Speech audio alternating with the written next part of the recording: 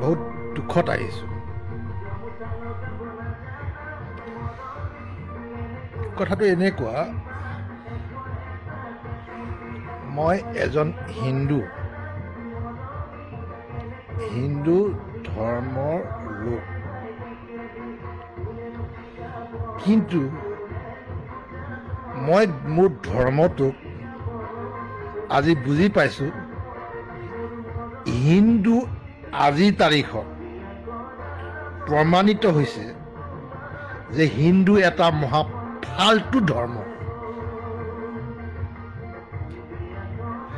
হিন্দু এটা মহা ফাল্টু ধৰ্ম।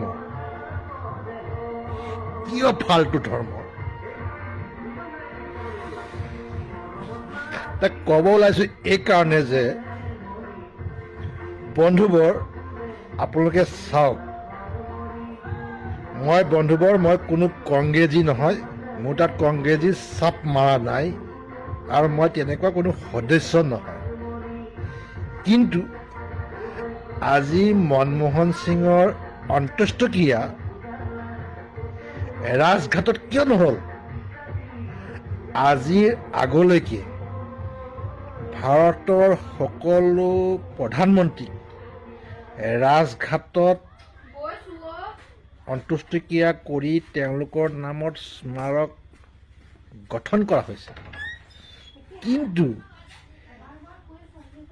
মনমোহন সিঙক সেই সুবিধা কিয় দিয়া নহ'ল?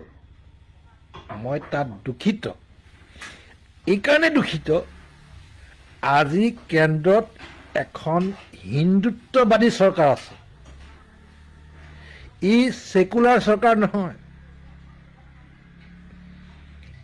ই RSSৰ প্ৰচাৰকৰ প্ৰধানমন্ত্ৰীত্বৰ দায়িত্বত। RSSৰ প্ৰচাৰকৰ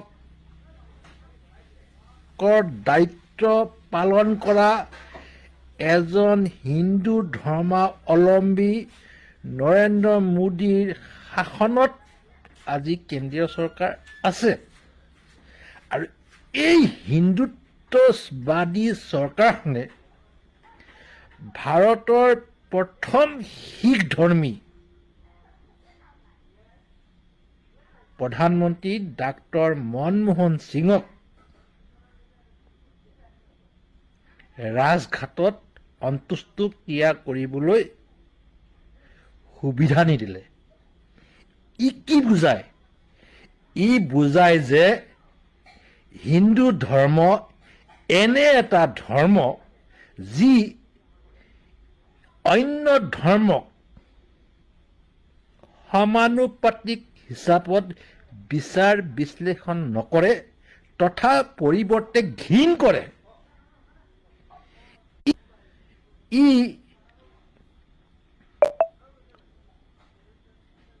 মানে হিন্দু ধৰ্ম এটা ফাল্টু ধৰ্ম।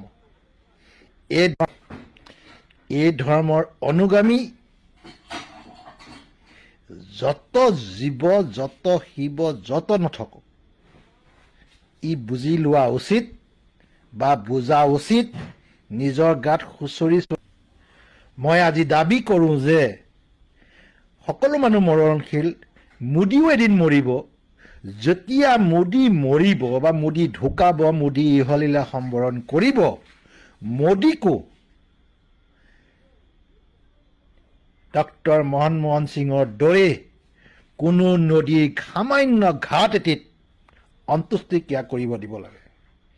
কেতিয়াও ৰাজঘাটত স্থান দিব নালাগে, তথা আজিৰ পৰা কোনো প্ৰধানমন্ত্ৰীক ৰাজঘাটত অন্ত্যেষ্টিক্ৰিয়া কৰিব নিদিয়া সিদ্ধান্ত ল'ব লাগে।